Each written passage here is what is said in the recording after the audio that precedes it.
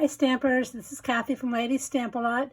Today I wanted to show you how quick and easy it is to make cards like these. They may look familiar if you were at my September 10th online bingo event. And at that time, this is the one that we made, which is using a retired die because we can't send the stamped images through the mail. So everybody had a kit like this and made a card like this. And just some of the different options are, of course, the different paper. This works great with any paper, but especially one that has the reverse side coordinating with the front side. And this one is the same, except I just added a few little pearls to decorate. And then this one I added some ribbon and is a different color, of course. And then this one, I didn't use the coordinating back of the paper. I just used the full sheet and just spread it apart and kept it all floral, which is very pretty. And then of course this one I did use the stamped greeting, and that actually is a retired greeting, and so is this oval, layering oval and the stitched oval. So really all you need to do to make this card is some designer series paper and cardstock.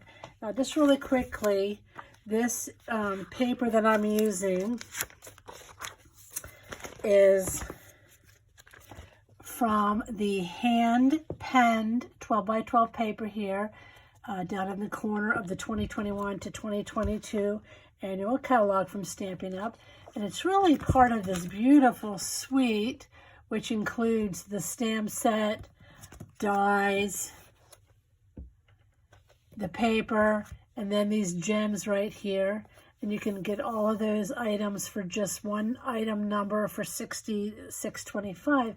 But you really don't need the stamp set and the dies to make beautiful cards with this paper. And so I'm going to show you how easy it is just to use paper and any stamp set and dies that you might have to make this card. So I'm going to bring in my paper trimmer.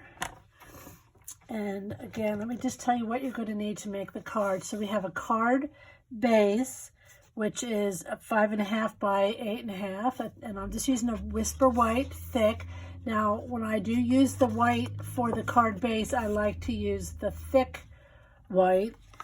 And then the next layer is going to be black. I think a black, this goes really well with this hand pen paper for a touch of elegance.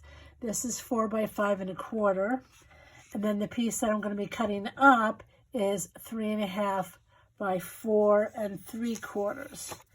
All right, so let me show you how we're going to do that. So it works better with like a no pattern or no one-way design, but if it does have a design, you want to make sure it's in this orientation when you cut it with your paper trimmer. So we're going to come over here, and I'm going to cut off 2 inches.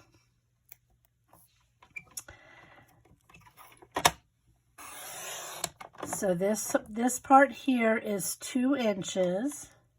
Just going to take this piece off for a minute, and I'm going to turn this and cut it at 3.5.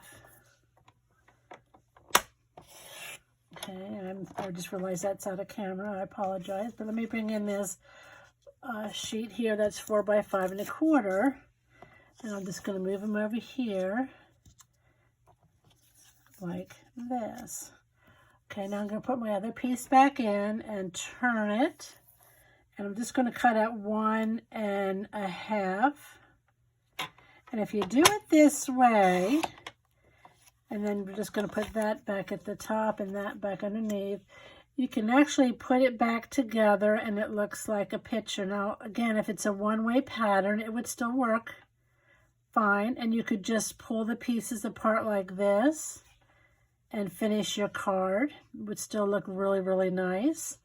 Or you can decide if you want to flip some of these pieces. Now I chose to flip the smaller pieces to have a little bit of an accent and leave the larger pieces there.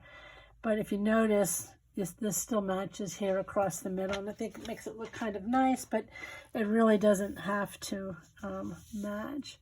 So there you have basically the card made. You just need to glue down the layers. And for this, I like to use my Tombow liquid because it allows me to have some wiggle room to get this with a even border. So we're basically going to have a 1/8 even border all around.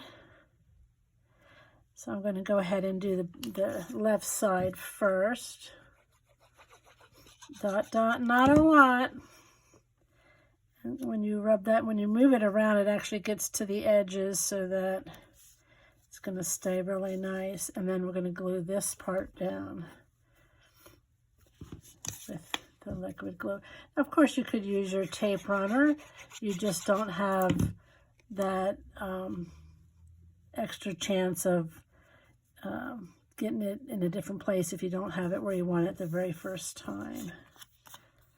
And I'll make sure I have the little squiggles on this going the same way.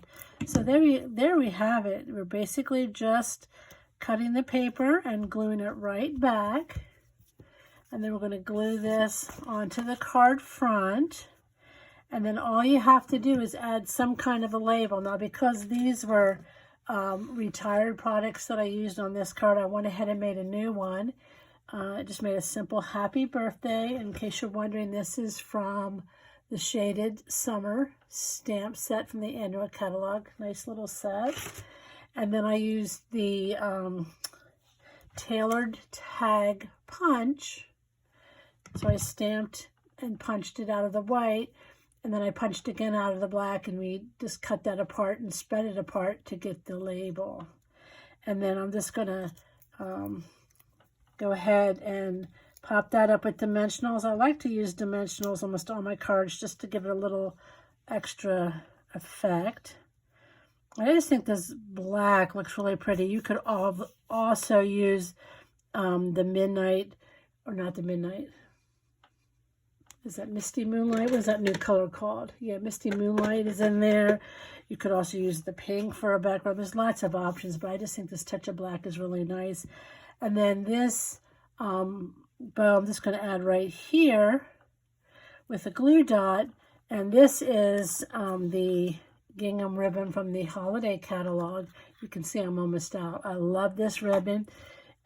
Everybody loves it. It's been on back order, and right now it's back in stock. The last time I checked anyway. So if you like it, it just goes with so much. That black and white is just really kind of classic. So I'm just going to add that there, and I'm done. How easy was that? So I want to thank you for stopping by, and I hope you'll give this a try.